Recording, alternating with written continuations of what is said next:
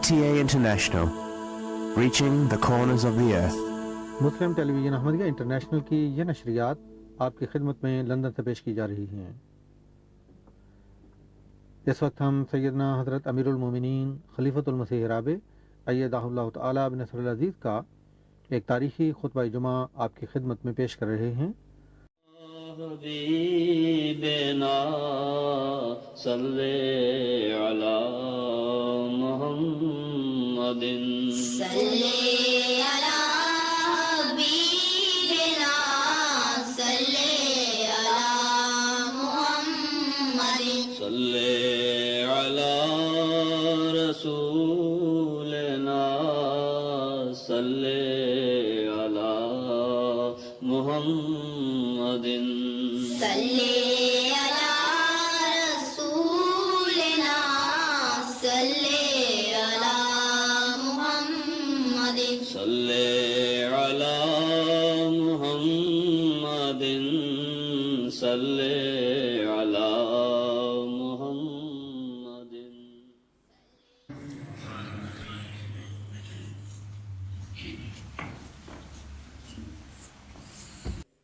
السلام علیکم ورحمۃ اللہ۔ اذان دے دیں۔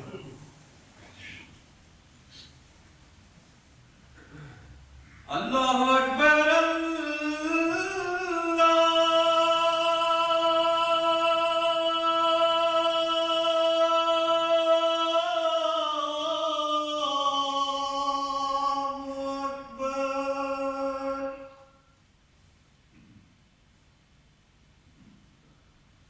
اللہ اکبر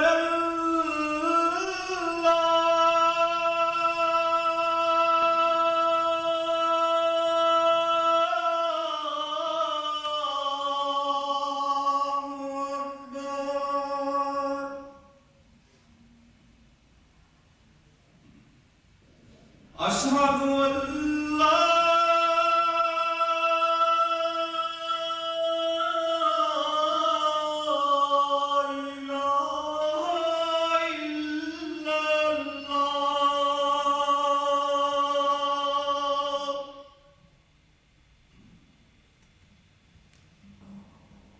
اشہد ان لا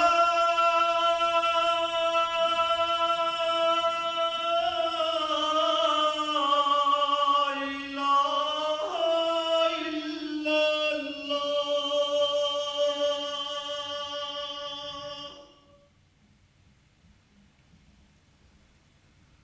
اشہد ان محمد رسول اللہ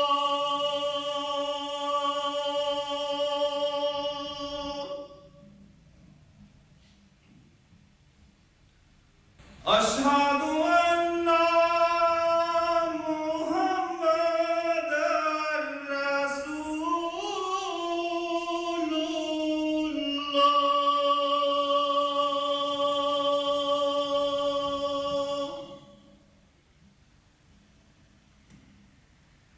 حی علی الصلاۃ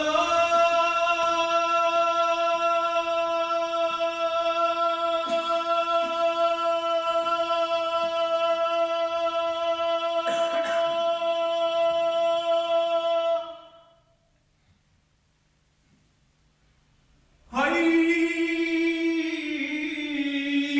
علی الصلاۃ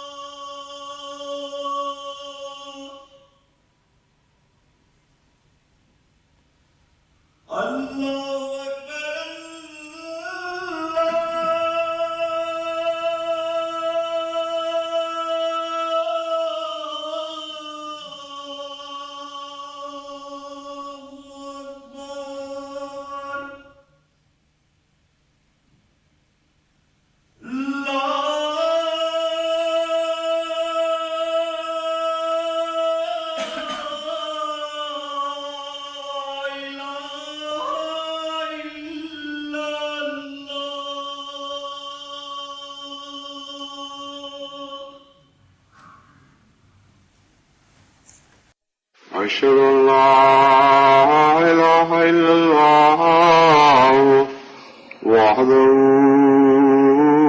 لا شريك له وأشهد أن محمدا عبده ورسوله أما بعد فأعوذ بالله من الشيطان الرجيم بسم الله الرحمن الرحيم الحمد لله رب العالمين الرحمن الرحيم مالك يوم الدين إياك نعبد وإياك نستعين اهدنا الصراط المستقيم صراط الذين أنعمت عليهم غير المغضوب عليهم ولا الضالين لا يستوي القاعدون من المؤمنين غير أولي الضرر والمجاهدون في سبيل الله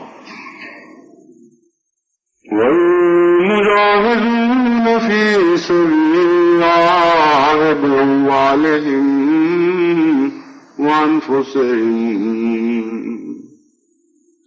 فضل الله المجاهدين بأموالهم وأنفسهم على القاعدين درجات وكلا وعد الله الحسنى وفضل الله المجاهدين على القاعدين أجرا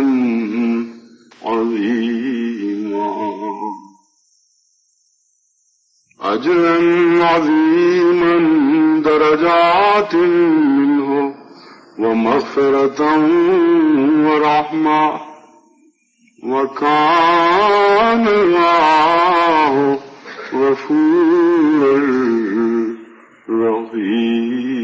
رحيما.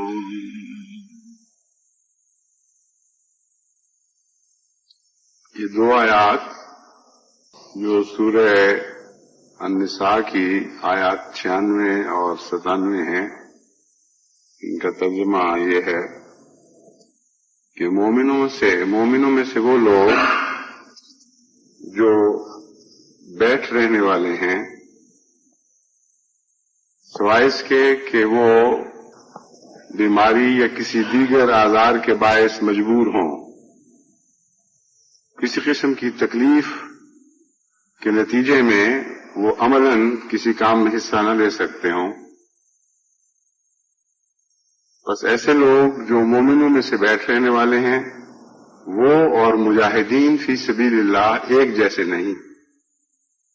یعنی وہ مجاہدین فی سبیل اللہ جو اپنے اموال کے ذریعے بھی جہاد کر رہے ہیں، اپنی جانوں کے ذریعے بھی جہاد کر رہے ہیں، اللہ تعالیٰ نے ایسے مجاہدین کو جو اپنے اموال اور جانوں کے ذریعے خدا کی راہ میں جہاد میں مصروف ہیں، بیٹھ رہنے والوں پر ایک غیر معمولی درجہ عطا فرمایا ہے، ایک شاندار درجہ عطا کیا ہے. وَكُلًّا وَعَدَ اللَّهُ الْحُسْنَى، حالانکہ ویسے تو سب مومنوں کے لیے ہی خدا تعالیٰ نے حسن سلوک کا وعدہ فرمایا ہے، سب کے لیے ہی حسنہ عطا کرنے والا ہے، لیکن وَفَضَّلَ اللَّهُ الْمُجَاهِدِينَ عَلَى الْقَاعِدِينَ أَجْرًا عَظِيمًا، لیکن مجاہدین کے ساتھ جو غیر معمولی فضلوں کا سلوک ہے بیٹھ رہنے والوں کو اس کے ساتھ کوئی نسبت نہیں. ان کے اوپر غیر معمولی درجہ اور غیر معمولی زیادہ رحمتوں کی بارشیں ہوں گی. جو مجاہدین ہیں درجات من ہو، یہ ایسے عظیم مقامات ہیں جو خدا تعالیٰ کی طرف سے ان کو ملنے والے ہیں. درجہ کی بجائے یہاں دراجات کہہ کر یہ غلط فہمی دور فرما دی کہ کوئی ایک ہی خاص مرتبہ ان کو عطا ہو گیا. درجات منہ میں ایک لامتناہی درجات کے سلسلے کا وعدہ فرما دیا گیا. تو پہلا لفظ درجہ جب واحد میں استعمال ہوا تو اس بات کے درجات نے یہ مسئلہ کھول دیا کہ وہ درجہ کن معنوں میں ہے.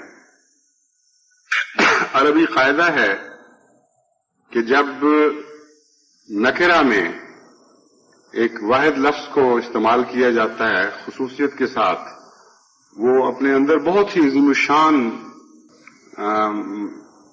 اس کے اندر بہت ہی عظیم الشان معنی پیدا ہو جاتے ہیں، یعنی غیر معمولی شان پیدا ہو جاتی ہے اس میں.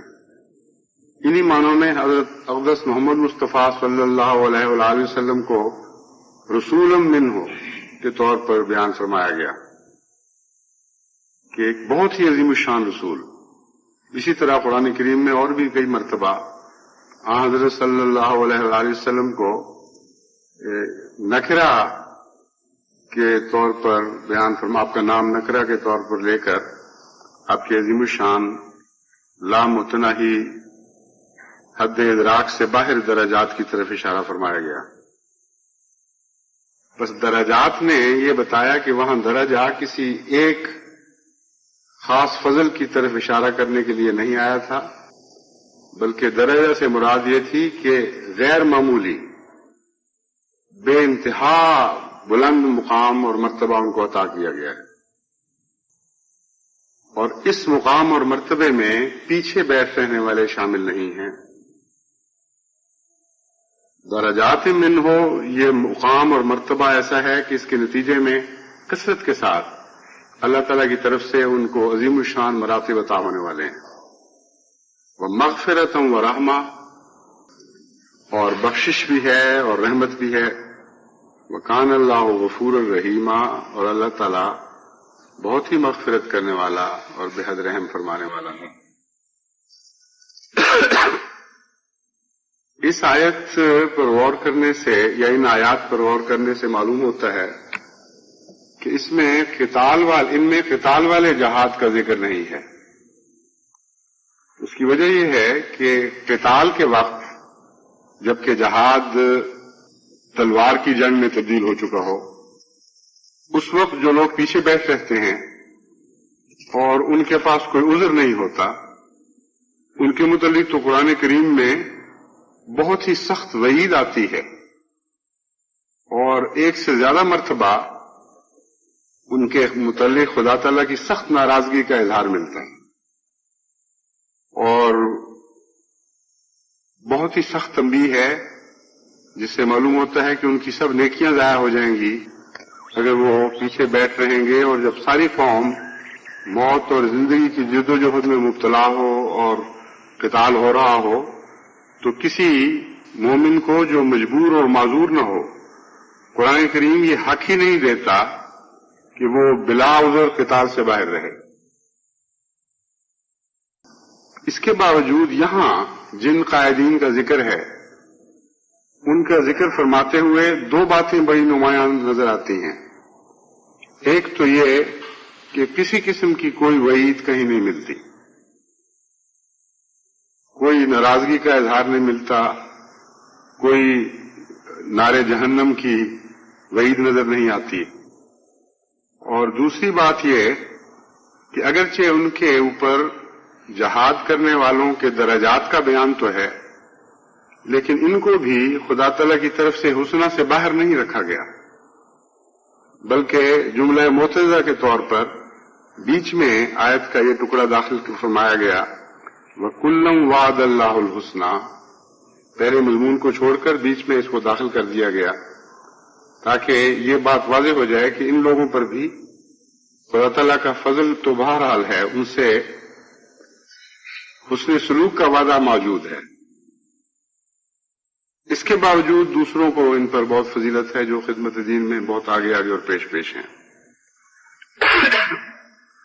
بس یہ کون سے مجاہدین ہیں اور یہ کون سے مومنین ہیں جن کے متعلق قرآن کریم نے یہاں ایک خاص رنگ میں روشنی ڈالی، اور وہ پیچھے بیٹھ رہنے والے کون سے ہیں جو پیچھے بیٹھ رہنے کے باوجود کسی نہ کسی رنگ میں ثواب میں شریک ہو جاتے ہیں.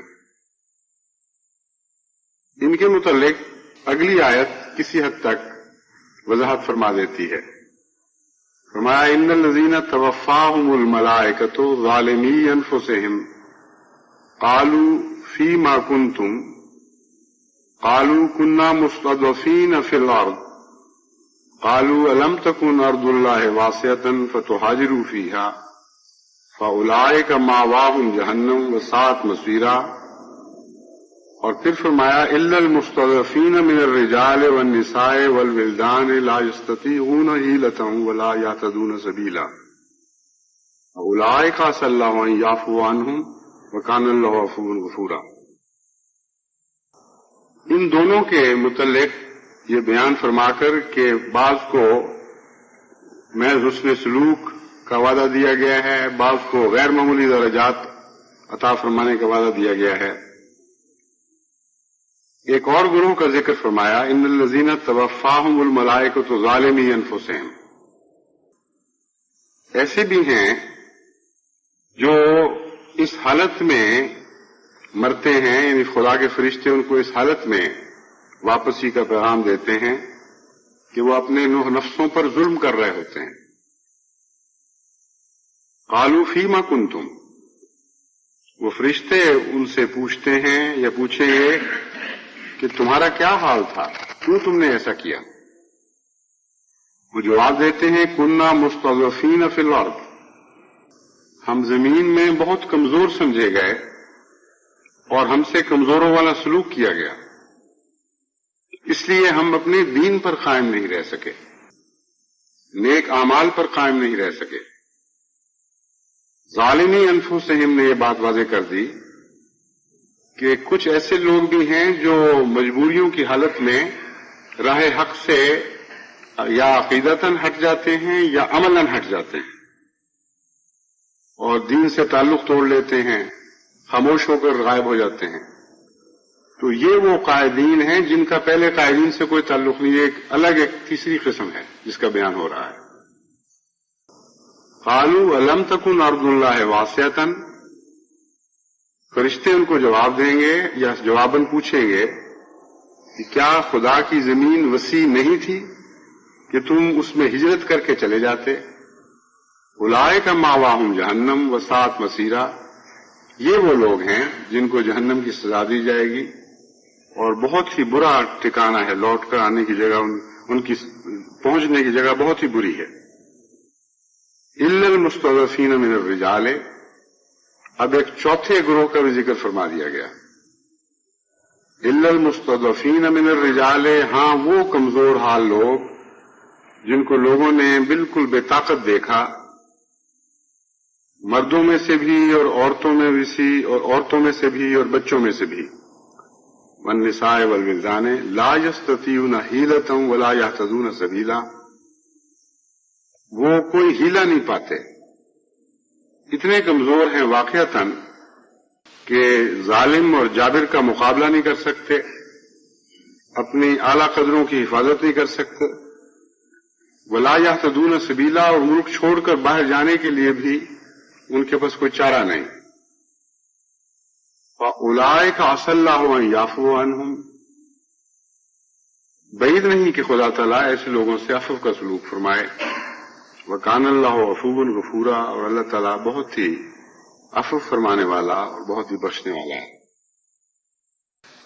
بس یہ جو چار گروہ ہیں یہ ایک ایسی حالت کی خبر دے رہے ہیں جس میں ایمان لانے کے نتیجے میں بعض خدا کے بندوں کو مظالم کا نشانہ بنایا جا رہا ہے.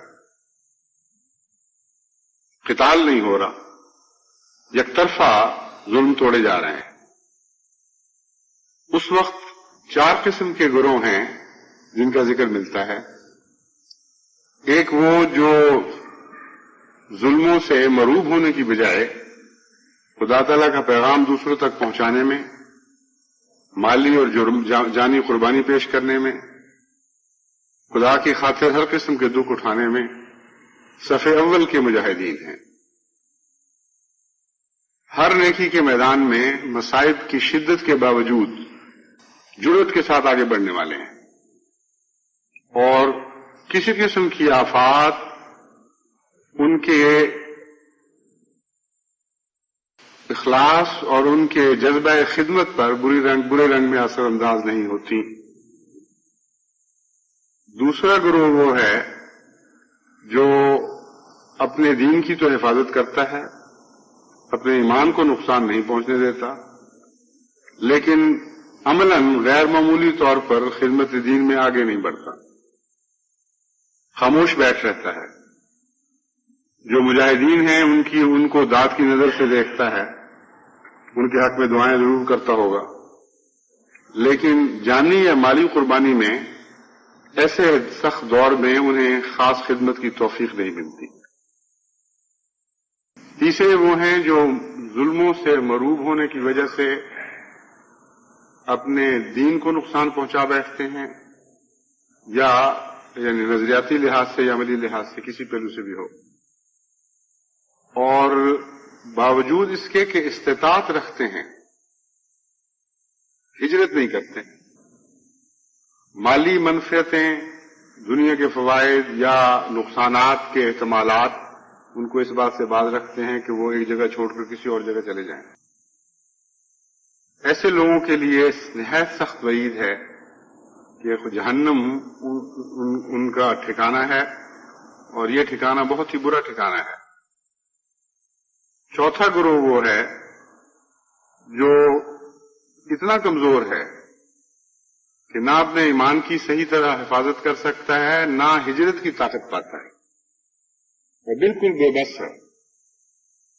ان کے متعلق فرمایا کہ بعید نہیں کہ اللہ ان سے حسن سلوک فرمائے، ان سے افوقت معاملہ کرے، کیونکہ ان کی بھی حالتیں مختلف ہوں گی. بعض لوگ نسبتاً بہتر توفیق پانے کے باوجود پورا اس سے استفادہ نہیں کر رہے ہوں گے، کچھ ایسے ہوں گے جو خدا کے نزدیک بالکل معذور ٹھہر رہے ہوں گے.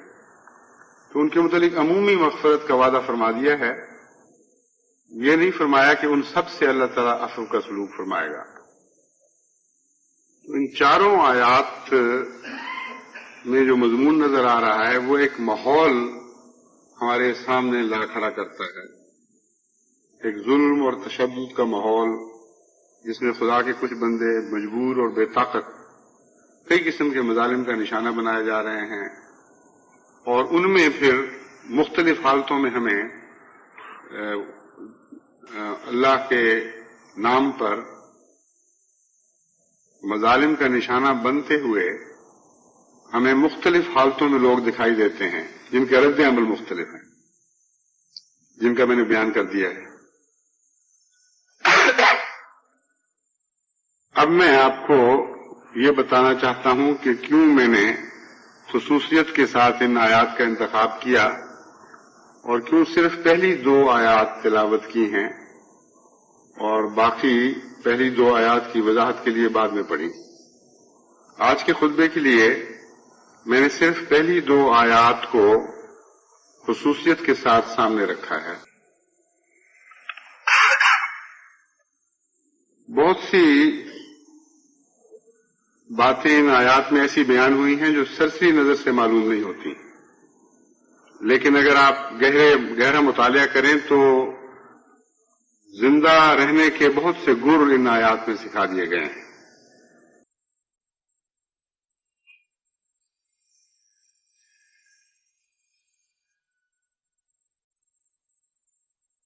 مختلف وقتوں میں مختلف منتظمین کو جن مسائل کا سامنا کرنا پڑتا ہے، دراصل ان کے انتظام کی صلاحیت نمایاں طور پر اجاگر ہو کر اس وقت ابھرتی ہے جب وہ مشکلات کے دور میں سے گزر رہے ہوں. شدید مخالفت کا سامنا ہو، یہاں تک کہ یہ خطرہ ہو کہ اگر مستعدی کے ساتھ حالات کا مقابلہ نہ کیا گیا تو قوم شاید صفحہ ہستی سے مٹا دی جائے. ایسے حالات بھی قوموں پر آتے ہیں. جہاں تک الہی جماعتوں کا تعلق ہے، خدا کا وعدہ ہے کہ دشمن کو ہرگز توفیق نہیں ملے گی کہ وہ انہیں صفحہ ہستی سے مٹا دیں. اس لیے اس خطرے کا تو کوئی سوال ہی پیدا نہیں ہوتا. جہاں تک ذمہ دار منتظمین کا تعلق ہے، ان کے پھر مختلف قسم کے حالات ہیں. دو گروہ خاص طور پر ایسے ہیں جن کا اس پہلی آیت کریمہ میں ذکر ہے اور جن کے متعلق میں جماعت کو متوجہ کرنا چاہتا ہوں.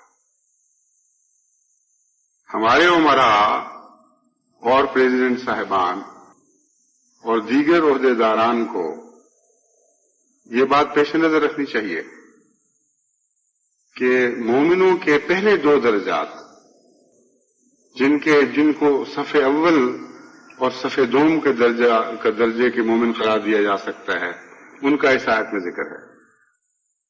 ایک وہ ہیں جو ہر حال میں، ہر مشکل کے وقت بہرحال سابقون میں شامل رہتے ہیں اور خدا کی خاطر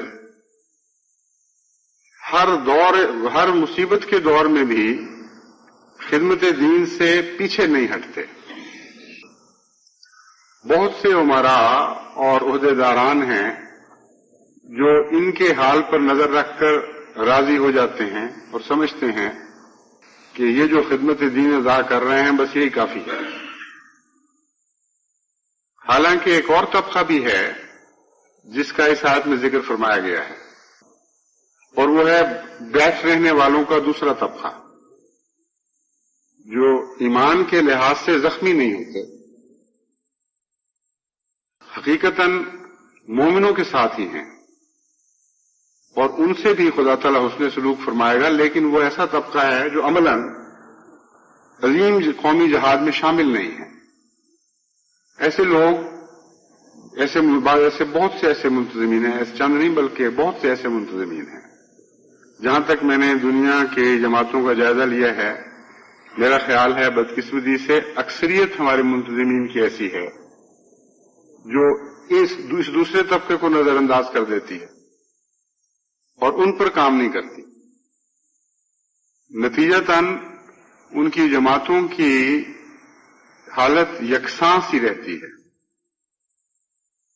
یعنی مقامی کوششوں کے نتیجے میں وہ ترقی نہیں کرتی.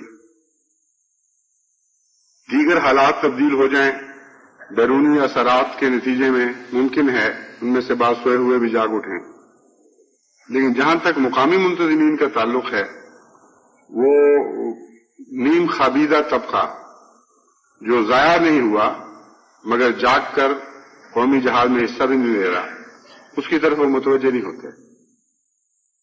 چنانچہ بعض ایسی جماعتیں ہیں کہ 20 سال سے وہ اسی حالت میں ہیں جو خدا تعالیٰ کی تقدیر سے خود بخود اچھے لوگ نکل کر آگے آ گئے، خدمت دین میں پیش ہیں. انہی کے کام کے مجموعہ کو ہم جماعت کے کام کا مجموعہ قرار دے سکتے ہیں.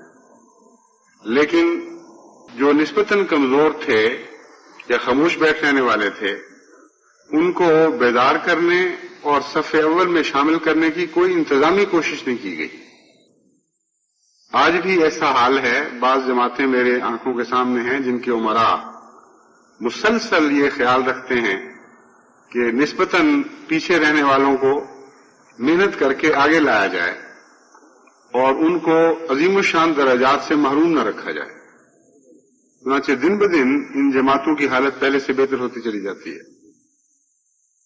اور جیسا کہ میں نے بیان کی ہے، اکثر صورتوں میں پریزیڈنٹ کو یا امیر کو بنے بنائے جو مخلصین مل جائیں وہ ان پر راضی رہتے ہیں اور خود مخلص بنانا آتا نہیں.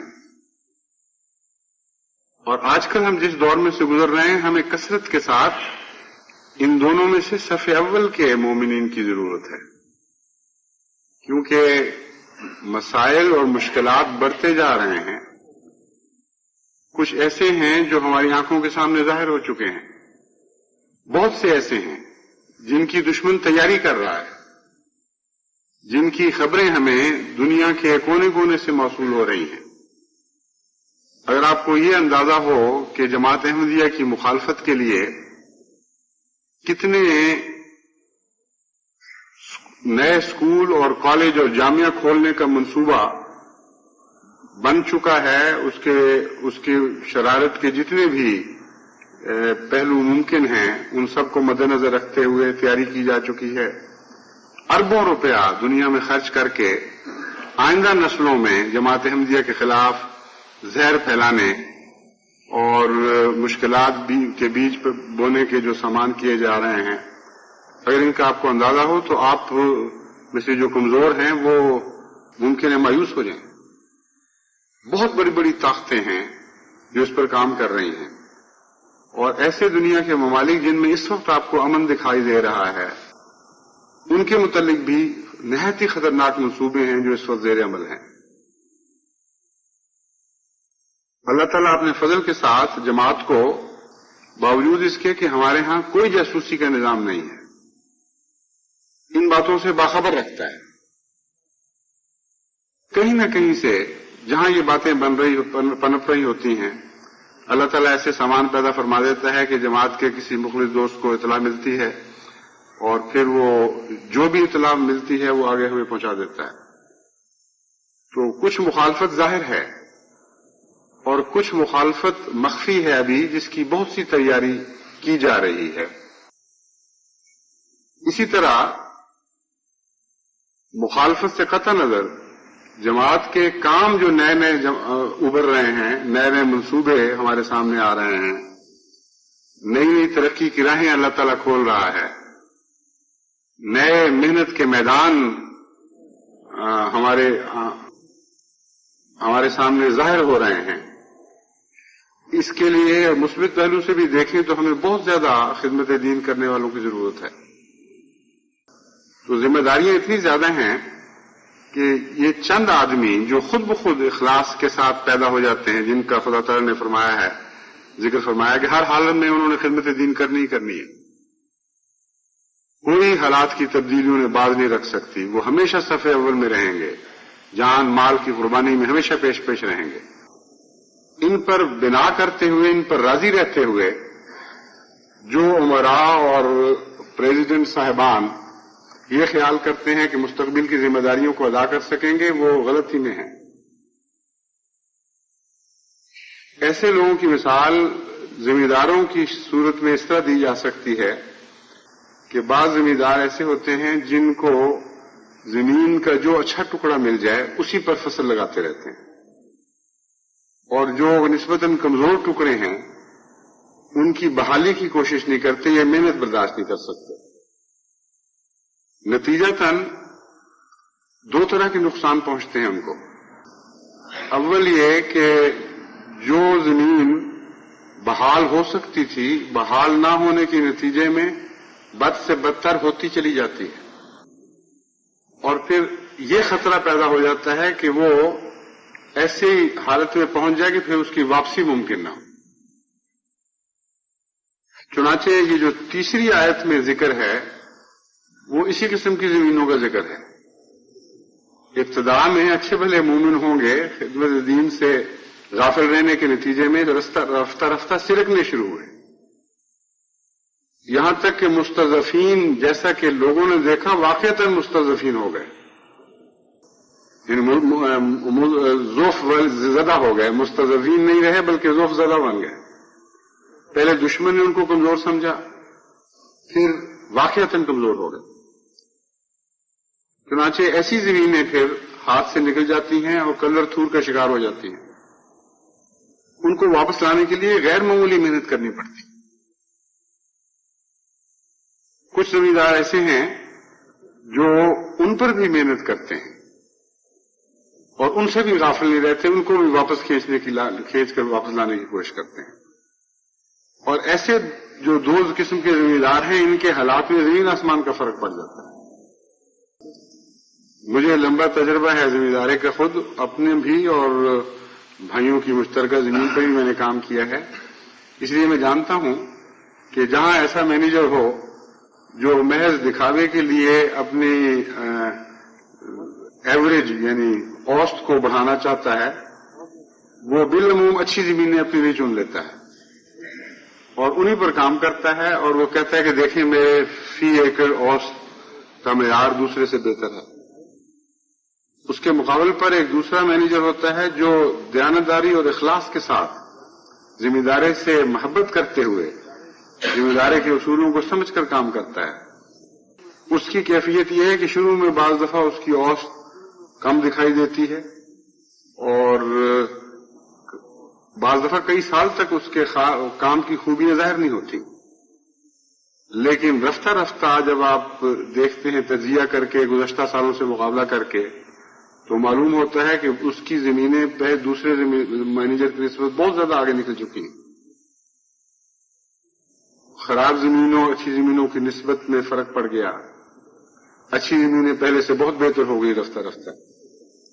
لیکن اس کے برعکس جو خراب مینیجر ہے یا خراب زمیندار یا ناواقف زمیندار، اس کو ایک اور نقصان بھی پہنچتا ہے۔ اگر زمین اچھی ہو اور تھوڑی ہو اور اس پر زیادہ بوجھ ڈالا جائے تو پھر وہ اچھی نہیں رہتی اور وہ بھی کمزور ہونے لگ جاتی ہے۔ طاقت سے بڑھ کر بوجھ ڈال دیں تو جتنا پہلے آپ حاصل کر سکتے تھے اس سے وہ حاصل نہیں کر سکتے۔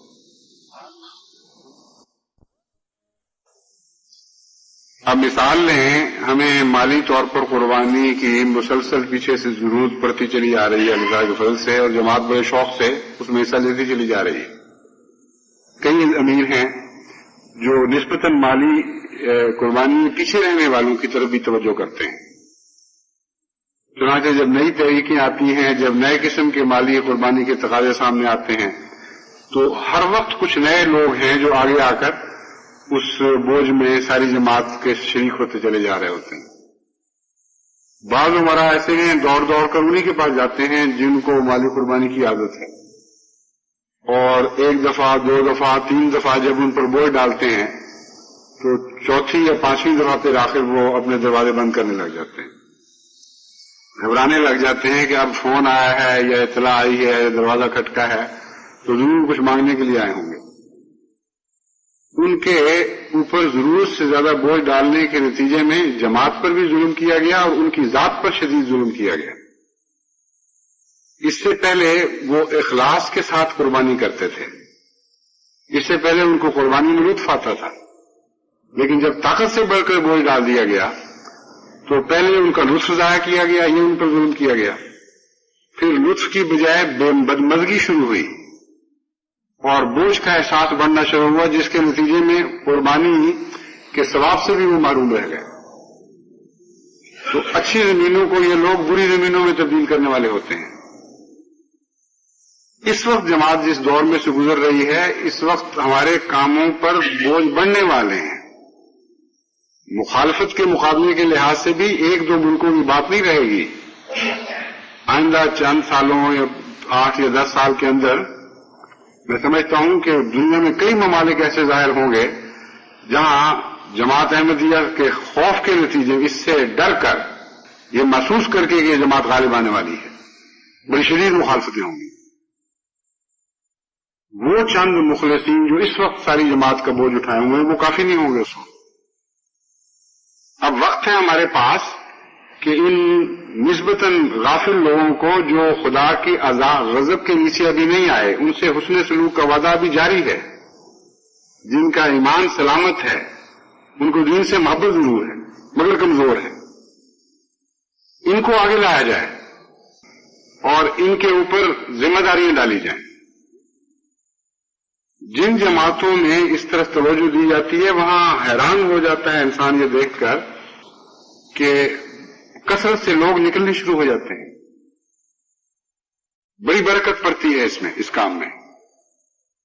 چنانچہ میں نے ہندوستان کی مثال بارہا دی ہے، جب میں یہاں آیا تھا اس سے پہلے چند گنتی کے آدمی چہرے تھے، وہی ہر کام میں بار بار سامنے آنے والے تھے، اور جو کام ہوتا تھا بالآخر ان کے ذمہ ڈال دیا جاتا تھا، لیکن اب کئی گنا زیادہ کوئی نسبت ہی نہیں رہی. ایسے نوجوان، ایسے بوڑھے، ایسے مرد، ایسے عورتیں کاموں میں آگے آ گئے ہیں کہ پہلے ان کے متعلق وائمہ بھی نہیں ہو سکتا تھا کہ یہ خدمت دین کی صلاحیت رکھتے ہیں. اور ان میں سے پھر ایسے اچھے چمکے ہیں بعض کہ وہ پہلوں سے بھی آگے بڑھ گئے ہیں. زمیندارے میں بھی میں نے یہی دیکھا ہے، بعض دفعہ جن زمینوں کو چھوڑا جاتا ہے جب ان کی اصلاح کی جاتی ہے تو اتنا پھر پھل دیتی ہیں کہ جن کو ہم پہلے اچھی زمینیں سمجھا کرتے تھے ان سے بھی بہت آگے بڑھ جاتی ہیں. تو جماعت میں خدمت دین کرنے والوں کی کمی نہیں ہے. ایک تو خوشخبری ہمیں بہرحال نظر مل چکی ہے کہ فتنہ و فساد کی انتہا کے باوجود بہت شاذ وہ لوگ ہیں جن کا تیسری آیت میں ذکر کیا گیا ہے، یعنی ظالمی انفسہم. پاکستان جیسے شدید خطرناک حالات میں ایسے لوگ جو مرتد ہو گئے یا جماعت سے منہ موڑ کر چھپ گئے، نظروں سے اوجھل ہو گئے، وہی ظالمی انفسہم ہیں. ان کی تعداد دیکھیں، گنتی کے چند لوگ ہیں. تو یہ تو ایک عظیم الشان خوشخبری ہے کہ اللہ تعالیٰ نے اس ابتلا میں سے جماعت کے اکثر حصے کو اس طرح گزارا کہ وہ مرے نہیں اور شدید زخمی بھی نہیں ہوئے. معمولی کمزوریاں پیدا ہوئیں، ایسی کمزوریاں جن سے خدا مغفرت کا سلوک فرمانے کا وعدہ فرما رہا ہے. دوسری بڑی خوشخبری یہ ہے کہ ہم ایسی زمینیں کثرت کے ساتھ موجود ہیں جو اصلاح کے لائق ہیں اور تھوڑے سے کام کے نتیجے میں بہت ہی زرخیز زمینیں بن سکتی ہیں. اور انذار کا پہلو یہ ہے کہ اگر ان کی طرف توجہ نہ کی گئی، اگر ان کو صف اول میں لانے کی کوشش نہ کی گئی، تو یہی وہ زمینیں ہیں جو رفتہ رفتہ تیسری قسم میں تبدیل ہوا کرتی ہیں اور پھر کلر تھور بن جاتی ہیں. پھر ان کی بحالی کی اگر کوشش کی بھی جائے تو بہت زیادہ محنت کرنی پڑتی ہے. تو ہر جگہ کے عمراء اور پریزیڈنٹ صاحبان اور دیگر کارندوں کو اس طرح توجہ کرنی چاہیے کہ آئندہ بڑھتی ہوئی ضرورتوں کے پیش نظر ہمیں ابھی سے خدمت دین کی صف اول میں کام کرنے والوں کی تعداد کو بڑھانا چاہیے. اس سلسلے میں کچھ نفسیاتی روکیں بھی ہیں جن کا تجزیہ ضروری ہے، ورنہ بہت سے امیر اور پریزیڈنٹ صاحبان ایسے ہوں گے جن کو پتہ ہی نہیں ہوگا اپنا کہ ہم کیوں یہ کام نہیں کر رہے. کچھ تو جیسا کہ میں ایک پہلے خطبے میں اشارہ کیا تھا، اپنی بیوقوفی کی وجہ سے یہ سمجھتے ہیں کہ کچھ لوگ ہمارے ساتھی ہیں اور کچھ لوگ ہمارے دشمن ہیں. یعنی ناجائز طور پر بے وجہ بعض احمدیوں پر اعتماد نہیں کرتے. وہ سمجھتے ہیں کہ یہ تو ہیں ہمارے مخالفین، ان کو ایک طرف چھوڑ دو اور یہ چند لوگ اچھے ہیں. یا مخالف نہ بھی سمجھے تو بدظنی کرتے ہیں. جب ان سے پوچھا جاتا ہے تو کہتے ہیں جی یہاں تو قیت الرجال ہے، کام کرنے والے ملتے ہی کوئی نہیں. قیت الرجال تو نہیں ہے لیکن قیت العقل ضرور ہو سکتا ہے. قرآن کریم بتا رہا ہے کہ قیت الرجال نہیں ہوتا. بہت سے لوگ خاموش بیٹھے ہوئے ہوتے ہیں، تمہیں نظر نہیں آ رہے ہوتے. اس دور کی آزمائش نے ہمیں بتا دیا کہ ہمارے ہاں کثرت سے ہیں ایسے لوگ جن میں الرجال بننے کی خاصیت موجود ہے. ان کو اگر صحیح طریق پر آپ آگے لانے کی کوشش کریں تو بہت اچھے لوگ آپ کے پاس موجود ہیں جن کو آپ نظر انداز کیے بیٹھے ہیں. بس بہت سے عمراء ہیں جو بدظنی کرتے ہیں، حالانکہ در حقیقت اگر گہری نظر سے دیکھا جائے تو دنیا کے کسی دور میں بھی قیت الرجال نام کی کوئی چیز نہیں ہے. سب سے زیادہ خطرناک دور جسے قیت الرجال کا دور کہا جا سکتا ہے وہ انبیاء کے ظہور کا دور ہوا کرتا ہے. ایک دفعہ تو یوں دکھائی دیتا ہے کہ ایک شخص کے سوا خدا تعالیٰ نے ہر دوسرے انسان کو رد فرما دیا. ایک وجود ابھرتا ہے اور اس کے ارد گرد سارے فساد کی کیفیت دکھائی دیتی ہے. وہ لوگ جو انتہائی ردی حالت میں دکھائی دے رہے ہوتے ہیں وہ وجود ان پر ہاتھ ڈالتا ہے اور ان کے اندر پاک تبدیلی پیدا کرنی شروع کر دیتا ہے. यतलू अलैहिम आयातिही व युज़क्कीहिम व युअल्लिमुहुमुल किताब वल हिकमह बेनक्शा करने लगे।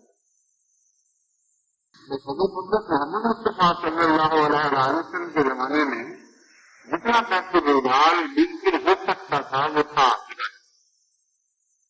लेकिन अल्लाह की तकदीर में था खुदा के बहादुर बंदों के उसके सामने कासुर जाल नाम की कोई चीज नहीं होगी। जो अल्लाह पर तवक्कुल करने वाले होते हैं, दुआओं उससे खुदा की मदद मांगते हैं और जहाद फी सबीलिल्लाह अपने अमवाल और अपनी जानों से करने के लिए हम वक्त तैयार रहते हैं, उनको खुदा ये तौफीक बख्शता है कि जहां मर्द नजर ना आ रहे हो वहां से मर्द पैदा करके दिखा देते हैं। हज़रत मसीह मौऊद अलैहिस्सलाम ने लिखा है कि गोबर के टुकड़े नजर आते थे जिन पर हाथ डाला मोहम्मद मुस्तफा सल्लल्लाहु अलैहि वसल्लम ने और चमकती हुई सोने की डलियों में तब्दील फरमा दी। बस आप भी तो उसी के गुलाम हैं, उसी की मोहब्बत का दावा करने वाले हैं, उसी अजीम वजूद के काम को आगे बढ़ाने का अहद लेकर उठें। इसलिए जमात अहमदिया को ये कि अफराद को अगर कोई अमीर ये कह के रद्द करता है कि यहां कातुर उजाल है तो झूठ बोलता है। उसके यहां अक्ल का या ईमान का कात तो हो सकता है लेकिन कातुर उजाल नहीं। अगर कातुर उजाल होता नऊज़ुबिल्लाह मिन ज़ालिक तो इस वक्त पाकिस्तान के अक्सर अहमदी मुर्तद हो चुके होते। इसलिए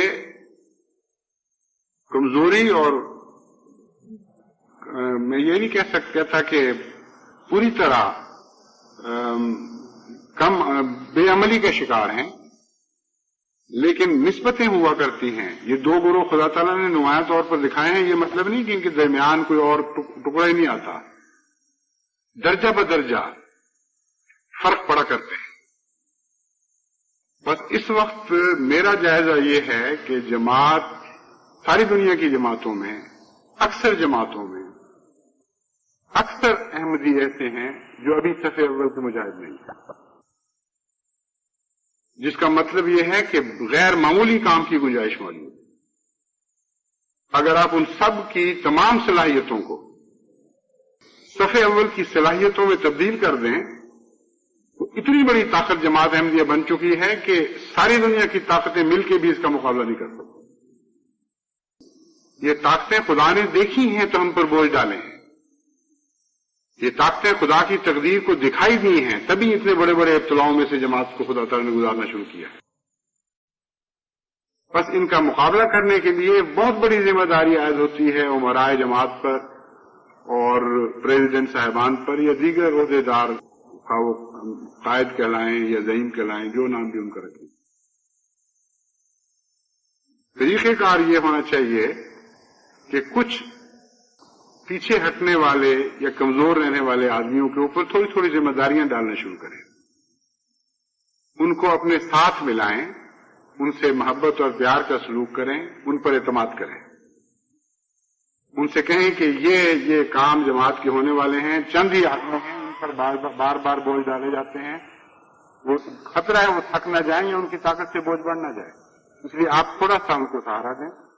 चुनाचे बाद अच्छे आदमियों के साथ बाद कमजोर आदमी शामिल किए जाए, नौजवानों को भी पकड़ा जाए, कुछ न कुछ काम दिया।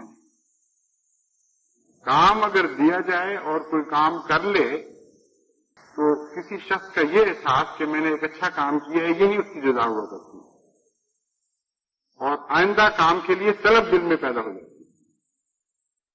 एक ऐसा अहम नफ्सियाती नुक्ता है जिसको भुला देने के नतीजे में हम बहुत से अपने आदमी को ज़ाया कर देते हैं। किसी आदमी को पकड़ें, उससे कोई अच्छा सा काम ले और फिर देखें कि उसके अंदर कैसी बशाशत पैदा होती है और आइंदा उतना काम नहीं बल्कि उससे ज्यादा काम करने की सलाहियत उससे पैदा हो जाती है। इसी तरह रफ्ता रफ्ता तरक्की होती है अल्लाह ताला के फजल के साथ, और ये काम ऐसा नहीं है जो एक दो दिन में हो, बाज दफा महीनों, बाज दफा कई साल चाहिए। लेकिन ऐसी जमातें जो इस तरह अपने कमजोरों को ताकतवरों में तब्दील करने का अज़्म रखती हैं और हिकमत के साथ मनसूबा बनाकर उन पर काम करती हैं, उनकी हालत दिन ब दिन बदलती चली जाती है। اللہ کے فضل سے دنیا میں کئی ایسی بڑی بڑی جماعتیں ہیں جو بڑے بڑے صوبوں کا بوجھ اٹھانے کے قابل ہو گئے، بڑے بڑے ملکوں کا بوجھ اٹھانے کے قابل ہو گئے، اور ایسی کثرت سے جماعتیں ہیں جن جو بھی بیدار نہیں ہوئی۔ بس اللہ تعالیٰ نے جو یہ فرمایا کہ مومنوں میں سے جو قائدین ہیں، بیٹھ رہنے والے، ان میں اور آگے بڑھنے والوں میں بہت فرق ہے، غیر معمولی فرق ہے۔ اس میں ایک خاص نقطہ ہے جو ہمیں بیان فرمایا گیا، جو ہمیں نظر انداز نہیں کرنا چاہیے۔ جتنا ان میں فرق ہے اتنا ہی ہم ان کے درجات سے محروم ہو رہے ہیں۔ معلوم یہ ہو رہا ہے کہ ہم میں سے جو بہترین کام کرنے والے ہیں وہ ناکام کرنے والوں سے اتنا آگے نکل چکے ہیں کہ اگر ناکام کرنے والوں کو قدم ہم بڑھانے شروع کریں، ان کو ان کے ساتھ ملانے کی کوشش کریں، تو بہت سے درجات سے گزر کر ان کو وہاں تک پہنچنا ہوگا، اور جتنے درجات سے وہ گزریں گے اتنا ہی جماعت کو فائدہ ہے۔ ہر درجے پہ وہ جماعت کے لیے کچھ حاصل کرنے والے ہوں، ان کی کوششیں ہر مقام پر جماعت کے لیے کوئی پھل پیدا کریں۔ ترقی کی لامتناہی گنجائش موجود ہے، یہ بتا رہی ہے۔ اپنے اولین کو دیکھو اور اپنے آخرین کو دیکھو، تمہارے اندر پوشیدہ صلاحیتیں موجود ہیں۔ اس نقطۂ نگاہ سے دنیا کی ہر جماعت میں باقاعدہ منصوبہ بننا چاہیے، ملکی سطح پر بھی، صوبائی سطح پر بھی، اور جماعتی سطح پر بھی۔ اور ایسے لوگ جن کی بہت سی صلاحیتیں ابھی ہارنس نہیں ہوئی، ان کے اوپر ذمہ داریوں کے بوجھ نہیں ڈالے گئے، ان کے متعلق منصوبے بنائے جائیں کہ کس طرح ان کو آہستہ آہستہ جماعت کے غیر معمولی فعال اور خدا کی رضا حاصل کرنے والے وجودوں میں تبدیل کرنا ہے۔ میں امید رکھتا ہوں کہ اگر ہم ساری دنیا میں اس منصوبے پر عمل شروع کر دیں تو اس کے غیر معمولی فوائد فوری اگر نظر نہ بھی آئے تو آئندہ چند سال میں ظاہر ہوں گے، اور ہمارے جتنے بھی نیک منصوبے ہیں ان سب میں برکت پڑے۔ منصوبے اچھے جتنے چاہے ہوں، اگر اچھے کارکن میسر نہ ہوں تو منصوبے بے معنی ہو جایا کرتے ہیں۔ اچھے کارکن میسر ہوں مگر تعداد کافی نہ ہو اور منصوبہ زیادہ بوجھ اٹھانے والا ہو تو پھر بھی انسان بہت سی برکتوں سے محروم رہ جایا کرتا ہے۔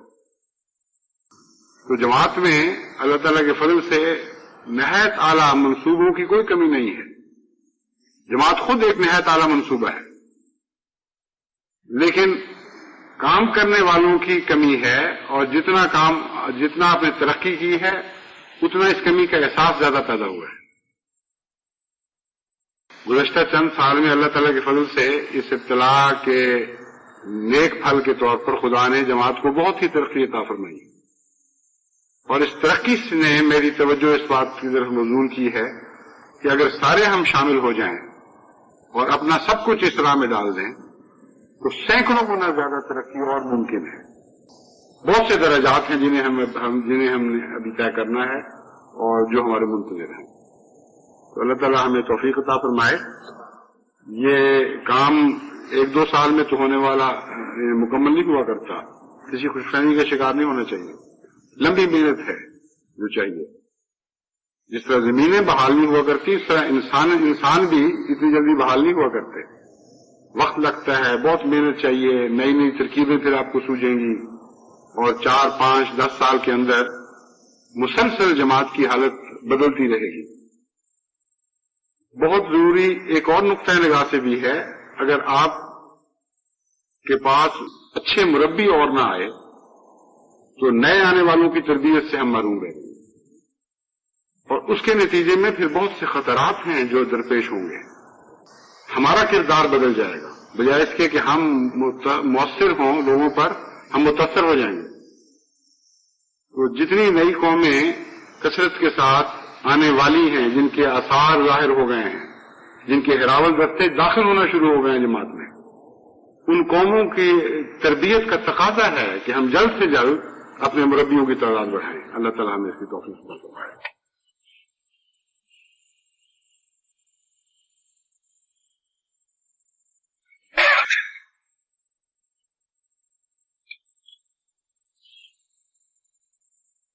الحمد لله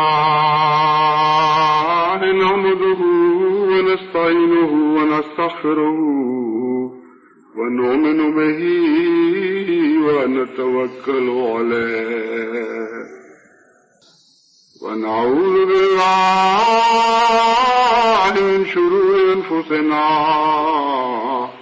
ومن سيئات أعمالنا من يهده الله فلا مضل له ومن يضلله فلا هادي له ونشهد أن لا إله إلا الله وحده لا شريك له ونشهد أن محمدا عبده ورسوله عباد الله رحمكم الله إن الله يأمر بالعدل والإحسان وإيتاء ذي القربى وينهى عن الفحشاء والمنكر والبغي يعظكم لعلكم تذكرون اذكروا الله يذكركم وادعوه يستجب لكم